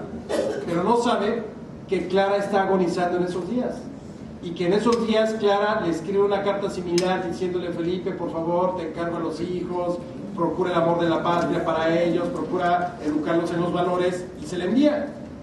Felipe Ángeles es fusilado a las 6 de la mañana del 26 de noviembre de 1919. Clara fallece el 7 de diciembre de 1919. Ninguno de los dos alcanzó a leer la carta del otro y los hijos se quedaron huérfanos. Pueden llorar, adelante. Bueno, pueden llorar los románticos, pero también debe haber algunos que son un poco más fantasiosos y siguiendo un poco tu invitación sobre algún día a ver si se puede hacer aquí una mesa y jugar un poco con las posibilidades de la historia. Eso es lo menos científico que hay, pero es un ejercicio mental interesante porque cuando menos acopia uno de argumentos. Hay otro tipo de personajes que tienen la posibilidad de cambiar las cosas y la tienen ya hecha y les sale mal. Porfirio Díaz, si él hubiera dejado que las elecciones fuesen libres en abril de 1910, sería ahorita efectivamente el héroe de la paz. Alguien lo convenció de que tuviese que renunciar después del 23 después de abril de 1911, que es cuando iniciaban las sesiones del Congreso, para ser él el personaje principal de la historia de México en las celebraciones del centenario. Lo convencen y manda al exilio, y perdón que lo ponga así en comillas, a Bernardo Reyes, y manda a la cárcel a Madero, y con eso se sentencia como el tirano Porfirio Díaz, y que se empiece a utilizar, y ahora lo usamos corrientemente, la palabra porfiriato, que es una palabra en realidad usada para denigrarlo, y que ya en 1939 Alfonso Reyes decía que era una pintoresca palabra, era nueva para 1939, cuando él tuvo en sus manos la posibilidad de ser el gran héroe de México, termina siendo el principal causante de la revolución. Hay una segunda fantasía que podríamos también jugar. Los tratados de Teoloyucan se firman el 13 de agosto de 1914. El 13 de agosto es también la fecha de la caída de Tenochtitlan. O sea, 2 veces esa fecha la Ciudad de México tuvo que rendirse. Una en 1521 y la otra en 1914. Un tercer juego de fechas para las gentes que les gusten las numerologías. Uno de los principales promotores y defensores del zapatismo fue Felipe Ángeles, y muere juzgado y fusilado el 25 de noviembre de 1919, y el 25 de noviembre se cumplían 8 años de la redacción del Plan de Ayala. Y el otro gran promotor del zapatismo es Diego Rivera, que muere el 25 de noviembre de 1957. Para que vean las coincidencias de fecha, a la gente que cree que por ahí puede Mercurio haber... retrógrado. Exactamente. Yo quisiera nada más terminar, para pasarles la palabra, con otra frase de Alfonso Reyes, que decía: la tela histórica está tramada con los hilos de cada día. Esa es realmente la historia. Todo lo que vengamos a decir aquí no es más que la manera como nosotros los hemos ido interpretando y recuperando, escribiendo y reescribiendo. La verdadera historia, esa trama, se escribe con los hilos de cada día de cada uno de nosotros. Yo solamente terminaré diciendo: 4 ramitos de flores puestos en 4 macetas. Por la división del norte fue tomado Zacatecas.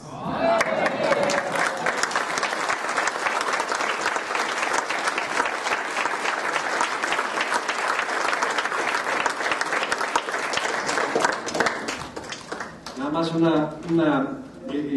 digamos un paréntesis para que veamos cómo de repente hemos construido ciertos estereotipos. Esta fotografía más una película en donde está Pancho Villa, que pasa 2 veces rayando el caballo y le piden que pase por la cámara y frene rayando el caballo, se convirtieron en el estereotipo, en la iconografía de Pancho Villa. El monumento de Pancho Villa que está en la Ciudad de México, que adornó durante medio siglo la glorieta de Riviera en la calle División, de la avenida División del Norte, y ahora está en la Alameda del Sur, está basada en este momento. Y siempre se ha dicho que es el momento en donde entra Pancho Villa a Zacatecas, y en realidad es de la batalla de Torreón.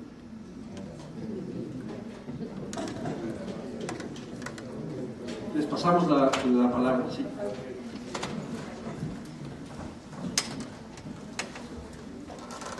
En conclusión, ¿por qué Pancho Villa entonces es la figura de la batalla de Zacatecas? Porque es el comandante en jefe de la División del Norte, y de hecho, aunque pudieron haber iniciado las hostilidades desde el momento en que hace el reconocimiento a Ángeles y llega con sus 5 trenes, se espera al día 23 porque dice, esta batalla la tiene que dirigir Villa, y de hecho la dirige Villa. Y entonces es como cuando uno dice, es que Napoleón conquistó Carlomagno, hizo Alejandro Magno. Bueno, es que ellos son los que están dirigiendo las actividades, son los responsables del movimiento general de las cosas. Entonces es como una convención. Historiadores modernos, sobre todo aquellos que se han dedicado a teorizar sobre la distancia y sobre el extrañamiento, te dicen, no hay un solo general que sepa qué es lo que está pasando en el frente de batalla. Se imaginan lo que está pasando y sobre eso están decidiendo, pero no saben qué está pasando, no saben del miedo que tiene el soldado, no saben si va a poder ganar o va a poder avanzar o no lo va a poder hacer, y sin embargo ellos llevan o los laureles o la derrota en sí. Es como el director técnico. Ahora, hay una escena maravillosa en el diario de Felipe Ángeles, donde incluso ni Ángeles ni Villa están en la batalla. Hay un ojo de agua atrás de un lomerío donde, digamos que en lo que es la especie de olla que es Zacatecas, se están bombardeando de posiciones en los cerros y demás.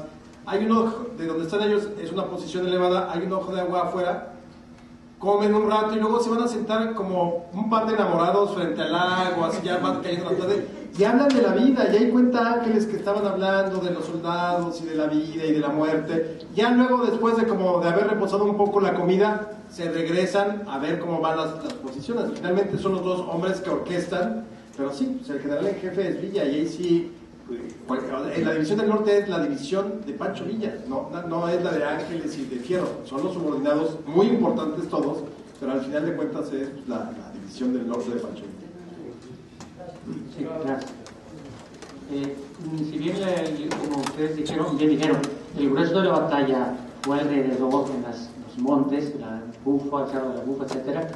Se habla también de muertos civiles, y conociendo un poco los ejércitos villistas, pues que entran de alguna forma en la ciudad a un momento dado.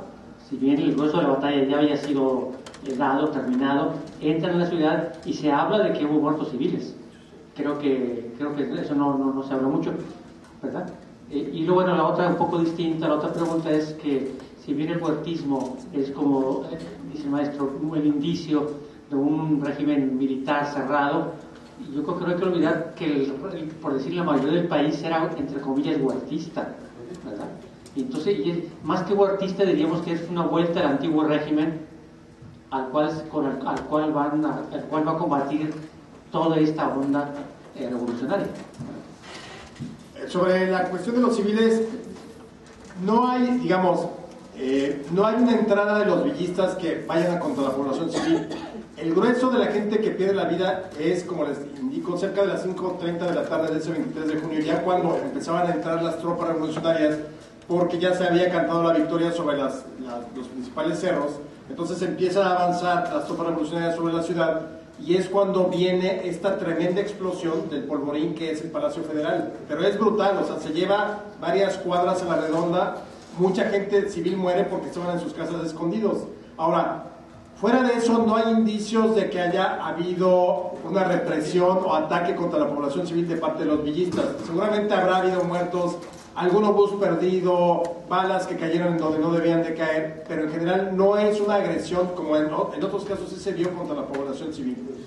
Los muertos civiles son básicamente por esa mega explosión del Palacio Federal que ocurre cerca de las 6 de la tarde y que se lleva como a 300, 400 villistas que están muy cerca, y se lleva también a muchos federales, porque incluso al día de hoy no se sabe si fue una emboscada, si fue, bueno, pues muera Sansón y con él los filisteos y ahora le volemos todo, o alguien se equivocó y prendió un cigarro y voló todo. Sí, tiene razón ahí en eso, Alejandro. La población civil no fue atacada. El único indicio documentado es de unos días antes, un par de días antes del 23, cuando los civiles que van huyendo hacia Guadalupe le dicen a Ángeles que los huertistas están quemando las rancherías y matando a algunos de los civiles que no quieren tomar las armas en favor de ellos, pero están quemándolos para evitar que los villistas utilicen el ganado, las trojes y todo en su favor. Entonces se están quemando las rancherías y están matando civiles. Es el único indicio claro que hay, y es en los alrededores. Cuando decía Alejandro hace un ratito, y se me olvidó esto contarlo, sobre el trabajo y las cosas que maneja Ángeles en la parte épica tienen que ver básicamente con la batalla, cómo se desarrolla la batalla, y sin embargo el trabajo más pesado fue después de la batalla: el levantamiento de los muertos, el tifo, porque hubo una epidemia de tifo que mata incluso a gente de alta jerarquía villista. Fue muy difícil el levantamiento de muertos. Ustedes piensen que se trata de casi 5,000 federales más todos los demás del lado de Villa. Fue terrible. Y en cuanto a lo que dice usted de que la mayoría del país era huertista, digamos que desde el punto de vista de la política administrativa usted tiene razón. Es decir, los gobiernos de los estados eran autoridades huertistas, pero el país no era huertista. Una de las características del huertismo y de este tipo de regímenes es que son lo que llamaban antiguamente el gobierno contra la sociedad. Sí, de hecho, es como... Pero no es que fueran huertistas. Por eso la caída de Huerta, una vez que se cae el ejército federal, es rapidísimo. Y el juicio a los generales que han sido gobernadores de los estados fue sumario. Fusilaron a varios y encarcelaron a muchos. Y les dieron de baja a todos. Pero no es que hayan sido huertistas, aunque efectivamente, desde el punto de vista de la política administrativa, había gobiernos de Huerta en todas partes. Oye, nada más quería comentarles conversaciones ociosas que tenemos los historiadores de repente cuando vamos cruzando la macroplaza. ¿Te acuerdas cómo se llaman los caballos los nombres de los caballos de Ángeles? Yo me acordé de John Brown, que le puso así porque era un negro que luchó contra la esclavitud. Y me acordé de otro de los caballos de Ángeles que se llamaba, al que le puso Pancho Villa. Y en la batalla de Zacatecas, unos días antes, él monta a Ney, y en el que debe estar en la pintura se llama Corley, porque seguramente tenía, además de ser un güerito, tenía rizos. Ney porque era el mariscal de Napoleón. Esos eran los nombres de los caballos, más el 7 leguas de Pancho Villa. ¿Qué Villa más La división del noreste y Pablo González participaron en algo en la batalla. ¿En alguna batalla? No, en las Zacatecas. No, de hecho, la batalla de Zacatecas se hace a contracorriente de las órdenes de Carranza.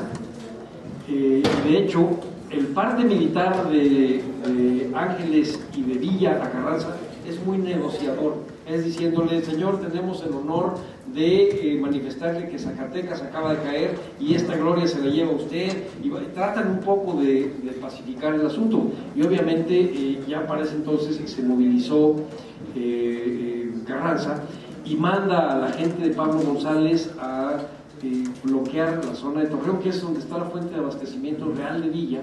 Entonces Villa se tiene que ir hacia Chihuahua y hacia Ciudad Juárez para buscar el modo de comer. Aunque tenía la vía libre para ir a México, porque solamente 300 federales habían huido hacia Aguascalientes y los pudo haber arrasado, no podía llegar porque son varias jornadas y no tenía manera de darles de comer. Entonces por eso se tiene que regresar hacia el norte. Entonces Pablo González ahí hasta 1920 se mantiene leal a Carranza. Pero leal, era su perro fiel.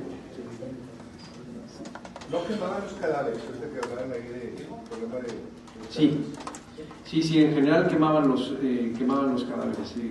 Cuando eran así tantos, lo que hacían es que les quitaban todo lo que fuera útil, empezando por los zapatos, algunas veces los uniformes, si no tuvieran piojos, porque uno de los problemas es que cuando les quitaban los uniformes, platicaban estos veteranos, que les contaba yo hace un rato, que les quitaban la ropa y la ropa se seguía moviendo. Y entonces pensaban, no, este todavía está vivo. Y lo que pasaba es que estaba absolutamente parasitado.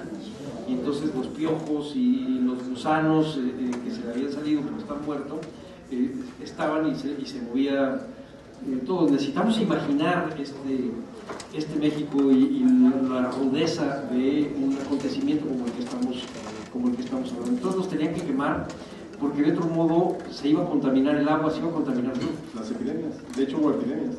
Ahora, qué raro que años después los piojos estén al alza, ¿no? Pero nada más para que... Y bueno, Un par de preguntas más, por favor. Tenemos una de claro y una de... Pero poco, de cierta forma, como una ironía del destino, por ejemplo, en su momento tuvo en su poder fusilar a Álvaro Obregón, Francisco Villa, cuando lo manda como mensajero Carranza, ¿vale? Y entre los que estaban ahí alegando para que no quedara tan mal parado como subordinado del carrancismo, o como jefe máximo de Carranza, estaban alegando para que no lo matara a Álvaro Obregón.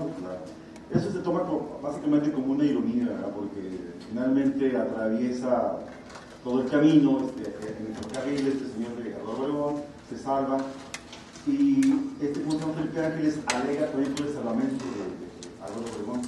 O ironía, estaba salvando a su asesino, ¿verdad? Propiamente.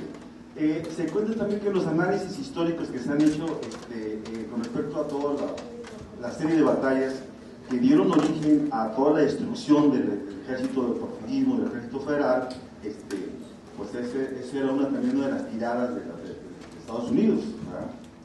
Y aparte, pues, maquiavélicamente enfoca la situación a Álvaro Obregón porque no interviene para nada y deja toda la carga a Francisco Villa, y es el verdadero y auténtico destructor del ejército federal, porque Villa, creo yo, usted maestro Salvador, creo que toda la información logística la tiene, por lo que he escuchado, ya no volvió a ser el mismo después de esta batalla. Villa, o sea, desde el punto de vista militar. No, bueno, Villa en realidad cambia después de la batalla de Celaya, que es donde sí pierde. Por eso porque pierde, ¿verdad? Porque ahorita se dieron unos datos donde, por ejemplo, cuando ya no tenía el mismo tipo de cañones, todo tipo de logística, ¿verdad? O sea, y creo que el maquiavelismo se echó a andar por parte de Obregón en el sentido que dejó toda la carga. Es un poco. Bueno, yo nada más le diría aquí, muy rápidamente, que eso que usted está diciendo es absolutamente cierto, pero yo recuerdo algún proverbio bíblico que dice: cuídate de tus amigos, porque de tus enemigos ya sabes dónde están. Y además, nuevamente, si hay momentos, y es una constante en la historia del mundo, momentos que definieron que la historia diera un vuelco. El hecho de que Obregón, de que Villa no fusilara por cualquier razón que quieran, lo tuvo en septiembre de 1914, ya para fusilarlo. O Huerta Villa, o sea, son cosas que luego uno piensa ya, obviamente a toro pasado, pues aquí puedes especular muchísimo, pero sí son momentos en que yo creo que se repitió el resto de su vida Villa, de no haber fusilado desde ese septiembre del 14 Obregón, porque al año siguiente lo zarandeó y a partir de 1915 barrió toda la República con el villismo. Sí, decías que Ángeles se fue al exilio después de la batalla. durante 3 años estuve exiliado, pero ¿en dónde y por qué Huerta no lo encontré en los 3 años? ¿Por qué se escondió tan bonito?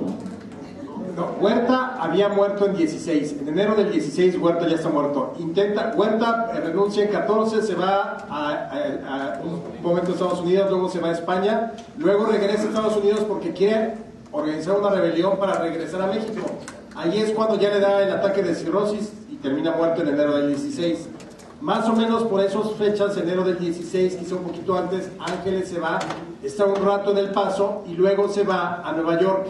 Y se va con las minorías judías, con las minorías de inmigrantes a Nueva York, y entonces es cuando viene toda esta transformación mística. Se convierte totalmente en un Mesías que habla por el pueblo, por la gente, por la hermandad, por la solidaridad, por la caridad y por el amor. Y ahí funda una cosa que se llama la Alianza Mexicana, y es con la que intenta regresar a México para unir en el corazón y en el amor a todos los mexicanos. Pero estás hablando de que todavía vive en Villa, Zapata, bueno, Zapata ya no. Pero Carranza, o sea, ¿de dónde iban a poderse dar un abrazo fraterno? Si todavía hoy en el momento de la revolución se revuelcan en sus tumbas. Sí, aquí la única cosa que hay que ajustar es el exilio de Ángeles es después de la batalla del Bajío. Y se va a Nueva York, que es donde le manda Mark Sterling su libro de los últimos días del presidente Madero, y le contesta, bueno, se lo manda en realidad la viuda de Madero a Nueva York, y él le contesta una carta maravillosa que les recomiendo que lean, que es excelente, sobre cómo interpreta Ángeles los últimos días de Madero y lo que está pasando con Madero. Y dice que la única vez que se equivoca es cuando interpreta a los zapatistas. Dice, él se dio cuenta que se equivocó, pero ya era tarde. Se dio cuenta que no debió haberse peleado con Zapata. Estamos hablando de 1917. Aparece ese libro cuando está promulgándose la Constitución. Ahí sí, ya no había manera de que hubiese un enlace político para nada. Había otra de sus preguntas, ¿era esa y cuál? Perdón. ¿Dónde se veía exiliado? Ah, no, yo le quería platicar de lo de la muerte de Huerta. La muerte de Huerta y la muerte de Orozco, que están digamos, prisioneros, pero no encarcelados. Son estas prisiones militares en un campo militar en Texas, en donde tienen el cuartel por prisión, y entonces se tienen que sujetar otra vez a las reglas de ordenanza. Entonces usted quítele a un dipsómano, que en este caso a 2 dipsómanos, el acceso al alcohol, y se le muere primero con la ansiedad y después se mueren, y de hecho mueren muy cerca uno de otro. Se habla de que Orozco se quiere escapar y lo alcanzan y lo matan, pero en realidad lo que tenía el tipo era ya una locura, una ansiedad por alcohol, y lo que quería llegar a México es echarse un trago. Entendemos ahí que Ángeles describía todo lo que hacía con mucha claridad, muy poético y todo. Lo que sucedió con Madero hace un momento en el que veíamos que iba solo con el mortero y todo, ¿no hay alguna redacción que haya escrito el por qué se fue por un lado y por otro? Digo, él escribía de todo, ¿no? Sí, no, es que no, realmente, mira, Ángeles va a publicar muy poco y va a tener muy poco escrito. Es su diario de la toma de Zacatecas y como 7 artículos que publica en 1917, un poco recordando los años anteriores. No hay en ningún momento, o al menos en las cartas que yo he podido consultar del archivo Maytorena, no hay ninguna consideración de Ángeles donde hable de los últimos días de él con Madero. No hay ninguno. Pero yo, digo, ya porque el proceso que sigue él en su biografía te das cuenta de que asumió totalmente los principios maderistas. Pero no hay, y yo me quedo más bien con lo que dice Salvador, o sea, finalmente pues, era alguien que creía en que la jerarquía y la disciplina era algo que no podía romper por ningún motivo. Esa sería la explicación. A mí me parece que debió haberlo sido de otro modo, pero bueno, esa es mi opinión nada más. Él nunca dice nada, o sea, no dice ahí, o me arrepentía toda la vida porque debía haber salvado a Madero. O sea, no, para nada. Bueno, antes que nada, agradecerles la plática, la conferencia, es muy amena, muy importante. Hay un pequeñito detalle en el que a lo mejor hay una diferencia en cuanto a hacer alusión a la fotografía de Ernesto Villa. Es una fotografía que ha recorrido todo el mundo y ojalá que ustedes traten de afinar este pequeño detalle, pero tengo entendido que esa fotografía fue tomada entre el 13 y el 14 de enero de 1914 en la toma de Ojinaga. Y muchísimas gracias. Sí, es muy posible. Debió haber sido en uno de estos lugares a donde estaban los que le habían contratado para filmarlo, porque esta es un cuadro, por eso se ve siempre borroso, que después vuelve famoso Casasola, pero en realidad es un cuadro de un pietaje de cine. Y hay algunos, ve usted por ejemplo, este hombre. No, si no estoy mal, es José Inés Dávila o Inés Robles, pero no es Fierro. Y todos están borrosos, y normalmente cuando se tomaba una fotografía tenían que estarse quietos porque abría el obturador y si se movían sale absolutamente movido. Entonces lo que hicieron fue recortar el cuadrito que le pidieron a Villa que lo repitiera. Y si usted le echa un lente a Memorias de un Mexicano y aparece donde va Villa, 2 veces le dicen, y Villa hace, otra vez, y regresa y otra vez y se está riendo. Le pagaban por hacer eso. No dudo que sea lo que usted dice, efectivamente yo voy a checar el dato. Lo que sí es muy claro es que no es de Zacatecas. Ojinaga es plano y Torreón son lomas. Si tú ves son tomas, y esas son tomas que hizo la Mutual. Sí. Bueno, es Torreón, no es Ojinaga. Ojinaga está sobre una llanura. Bueno, yo decía que era Torreón, pero voy a... Porque hay lomas viniendo del noroeste. Mire, ¿sabe cómo lo voy a hacer más fácil? Porque en la película aparece en la parte de atrás una vía del ferrocarril, que es por donde van brincando las baterías. Si ustedes ven aquí están jalando las baterías. Acá está el responsable de la batería con la mulada y va llevando todos los cañones, como llamaban ellos, enfilados. Y hay una parte donde brincan una línea de tren, lo cual significa que apenas se están embarcando, van a llegar a la estación para tratar de embarcar las baterías. Ángeles dice que utilizaba 4 trenes para cargar sus baterías y un solo tren más para cargar a su Estado Mayor, la parte de sanidad y la parte administrativa de su tropa. O sea que lo que más trabajo les costaba mover era las baterías de la artillería junto con su mulada, y no, por ejemplo, como de repente hemos pensado que las caballerías llevan inmensos trenes para cargar a la infantería y para cargar a la caballería. Eso tenía que irse a pie. Los trenes eran para movilizar la carga pesada más los elementos de guerra y abastecimiento. Por eso, sí entiende uno que estén las fotografías con las soldaderas en el techo, porque ellas son las que hacen de comer. Sí, bueno, una última pregunta. Muchas gracias primero por su exposición, pero yo sí quisiera hacer una pregunta que tiene mucho fondo. ¿Qué tanto influyeron los Estados Unidos en la Revolución Mexicana? Más que nada porque los franceses, Porfirio estaba muy afrancesado, ¿no? Entonces ellos les causaba ñañaras esta situación, ¿no?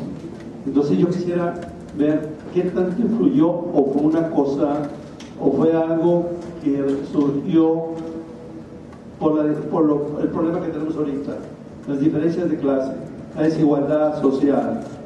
¿Qué fue lo que más influyó?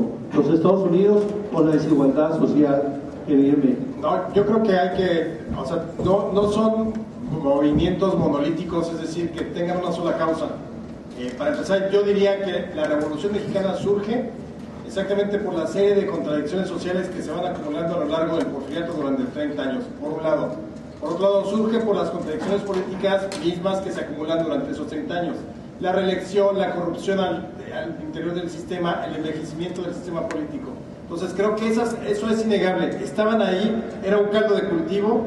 Como dijo Salvador, Porfirio Díaz es el gran constructor de su obra, pero al mismo tiempo es el gran destructor de su obra, porque no supo decir hasta aquí me voy, yo guío la transición. Ahora, que hubo lana, no del gobierno norteamericano, sino de compañías específicamente petroleras apoyando la revolución, sí la hubo. Y ahí está, hay muchos estudios de Katz, de muchos donde hay ya pruebas de que sí se recibió lana, que apoyaban a Madero o a Carranza, pero no es un rollo de que los Estados Unidos nos llevaron a la revolución y entonces nosotros como ovejitas dijimos sí, vamos a hacer la revolución. No, o sea, yo creo que la revolución se dio exactamente por estas circunstancias, contradicciones, por el México bronco y profundo que estaba atrás, pero obviamente en todo movimiento armado, creer que es un movimiento nacionalista es pecar de ingenuo. O sea, no hay ningún movimiento en el mundo que no reciba de algún modo u otro lana del exterior, en este caso a nosotros porque tenemos a los gringos,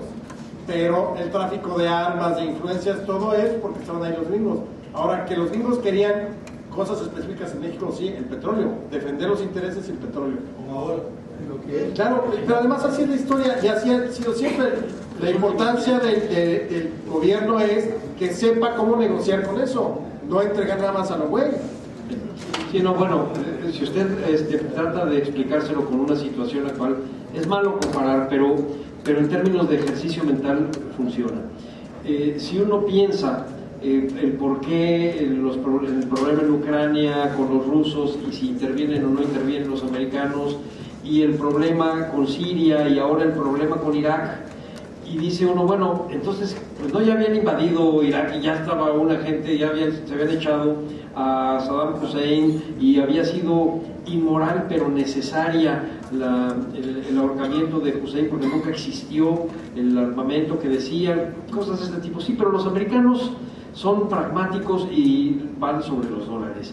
Y la geopolítica funciona para eso. Entonces, efectivamente, los americanos tienen peso en la revolución, pero básicamente en ciertas zonas y para ciertas cosas.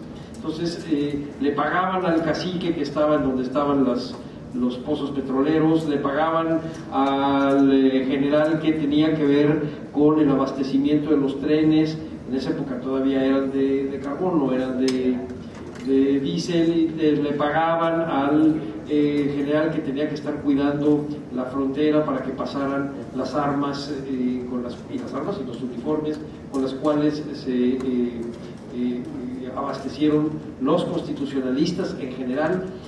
Quisieron hacer lo mismo con Zapata, pero Zapata no buscó ese tipo de cosas, pero tampoco tenían ellos el gran interés, porque no había nada que les interesara en ese momento ahí. Si hubiera habido un pozo petrolero, le aseguro que estuvieran metidos, pero no había.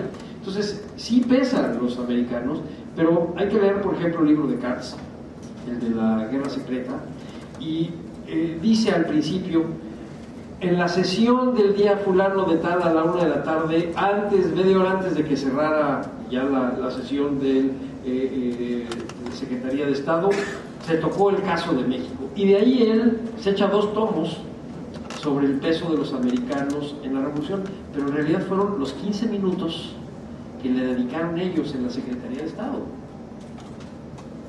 Y funciona como ha funcionado el colonialismo, cuando menos desde el siglo XVIII para acá, es decir, el colonialismo moderno, en donde un país decide defender los intereses de sus ciudadanos en el país en el que está metido, y el interés del ciudadano en el país en el que está metido es o el comercio, o la producción de petróleo, o la producción minera, o como pasó con Madero. O sea, finalmente la mala vibra que le aventó el embajador Henry Lane Wilson era porque Lane estaba junto con algunos de los comerciantes de la Ciudad de México, y en el momento que gana el otro Wilson y lo quitan, se acabó. Son como muy puntuales, sí pesa, pero no es lo determinante en la revolución de ninguna manera. Muchísimas gracias a todos por su presencia.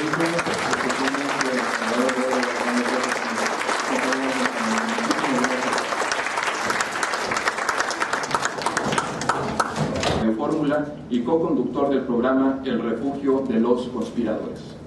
Entre sus obras publicadas por Editorial Planeta destacan Mitos de la Historia Mexicana, Sangre y Fuego, Érase una vez México y de las cavernas al virreina. Les pedimos a todos ustedes apagar sus teléfonos celulares, de ser posible, si no ponerlos al menos en modo silencioso, y los dejamos con Salvador Rueda y Alejandro Rosas. Que disfruten la conferencia.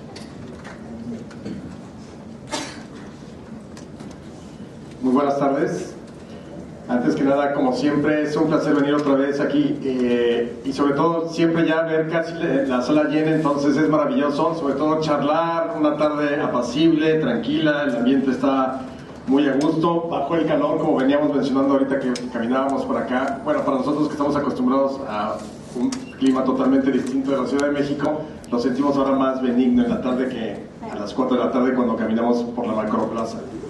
Pero bueno, yo quiero empezar diciendo lo siguiente. Vamos a hacer una charla más que conferencia, como siempre, como nos gusta, es más bien platicar y luego involucrarlos a ustedes para que hablemos de este importante momento de la batalla de Zacatecas, 23 de junio. Pero a mí me gustaría empezar porque además siempre, ahora que me he visto en el video de ahí de la tienda del museo, parece que estoy cantando algo así y salgo. Entonces, quiero empezar recitando una parte del famoso corrido de la toma de Zacatecas, y dice: 1914, mes de junio 23, fue tomado Zacatecas entre las 5 y las 6. Gritaba Francisco Villa en la estación de Calera: vamos a darle la mano a don Pánfilo Latera. Ya tenían varios días que se estaban agarrando. Cuando llega el general a ver qué estaba pasando, cuando llega el general sus medidas fue tomando, a cada quien en su puesto los iba posesionando. Le tocó atacar la Bufa a Villa, Urbina y Natera, Ceniceros y Contreras, Madero, Raúl y Herrero. Ahora sí, borracho Huerta, harás las patas más chuecas al saber que Pancho Villa ha tomado Zacatecas. Entonces ya, ahora sí, ahora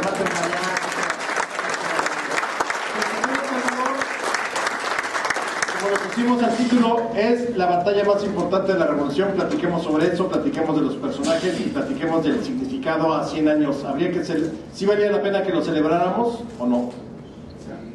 Buenas noches, muchas gracias Alejandro, qué bueno que empezaste a tambor batiente con el corrido, porque una de las cosas que vamos a tocar ahorita es precisamente el sentido ético que se le ha dado a la batalla de Zacatecas y un poco tratar de abrir a la plática, al diálogo con ustedes, el sentido que se ha dado a los acontecimientos de la revolución a través de la literatura, a través de la plástica, de la pintura y a través del cine, y saber si realmente tienen el estatuto de acontecimientos históricos fundamentales. Yo quisiera, bueno, antes que nada una aclaración. Hace ratito que leía en mi currículum decía que había sido coordinador de museos. No, Dios me libre de eso. Es un puesto muy ingrato ser coordinador de museos en el INA. No, yo soy historiador del INA, investigador, y he tenido la fortuna de ser director del Museo Nacional de Historia, y con eso tengo. Bueno, regresando al asunto, tal vez la definición más precisa de cómo se pensaba la revolución, de lo que se creía que había sido la revolución en el periodo de interpretación, de inicio de la interpretación ya distante de este fenómeno, para tratar de entender el por qué, el cómo, y si realmente había sido tan tajante para la vida de los mexicanos, es la de un paisano de ustedes, de Alfonso Reyes, que escribe lo siguiente en 1939. Yo, por desgracia, no tengo la memoria de Alejandro, así que no me lo puedo aprender de memoria, aunque lo repita 100 veces, así que se las voy a leer. Decía Reyes: porque es cierto que la Revolución Mexicana brotó de un impulso mucho más que de una idea. No fue planeada, no es la aplicación de un cuadro de principios, sino un crecimiento natural. Los programas previos quedan ahogados de su torrente y nunca pudieron gobernarla. Se fue esclareciendo sola conforme andaba, y conforme andaba iba descubriendo sus razones cada vez más profundas y extensas y definiendo sus metas cada vez más precisas. Imperaba en ella la circunstancia y no se columbraban los fines últimos. Nació casi ciega, como los niños, y como los niños después fue despegando los párpados. La inteligencia la acompaña, no la produce, a veces tan solo la padece, mientras llega el día en que la ilumine. Con esto, en 1939, Alfonso Reyes trataba de explicar qué es lo que había pasado, este gran huracán que había sido la Revolución Mexicana, qué es lo que marcaba de nuevo para dónde iba. Pero básicamente señalaba que, a diferencia de las revoluciones del siglo XIX, esta no nacía de un cuadro ideológico muy claro, no nacía de una preconcepción del mundo que llevara a una serie de personas a dirigir a otras hacia el dibujo de un perfil definido del mundo moderno. En este caso, el origen de la revolución había sido una idea más o menos clara, que muy pronto fue rebasada, que fue la renuncia de Porfirio Díaz. Y a partir de ahí, la revolución fue tomando rumbos que nadie había previsto y que era muy difícil que incluso sus propios dirigentes la pudieran ir organizando. Decía Cardosa y Aragón, Luis Cardosa y Aragón, que el siglo XX había iniciado con la firma del plan.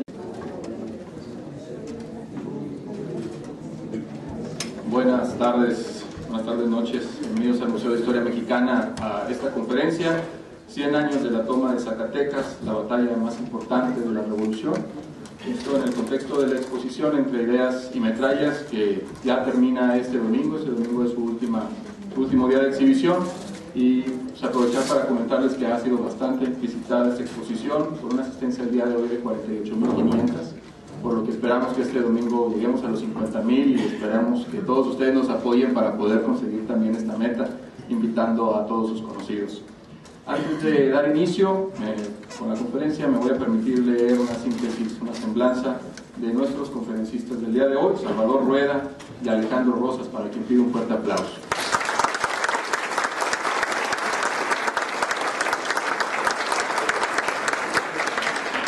Salvador Rueda es historiador y director del Museo Nacional de Historia Castillo de Chapultepec. Es licenciado en Historia por la Facultad de Filosofía y Letras de la UNAM, con maestría en Estudios de Arte por la Universidad Iberoamericana. Fue director de la Dirección de Estudios Históricos del INAH, investigador coordinador de seminarios históricos, miembro de consejos editoriales de investigación histórica de la UNAM y del INAH. Fue también coordinador nacional de museos y profesor de arte prehispánico. Ha escrito más de 10 libros, entre ellos México 1810, 1910, 2010, Un país en construcción. Salvador Rueda se considera como un historiador que se ha preocupado por entender los mecanismos de la memoria y busca a través de los distintos elementos que esa memoria ha ido reconstruyendo, creando un área de orden que le permite narrar las historias. Alejandro Rosas, desde hace 25 años se ha dedicado a la divulgación histórica. Egresó de la Facultad de Ciencias Políticas y Sociales, donde cursó la carrera de Relaciones Internacionales, donde actualmente es catedrático. Fue coordinador de investigación histórica de Editorial Clio hasta el 2002.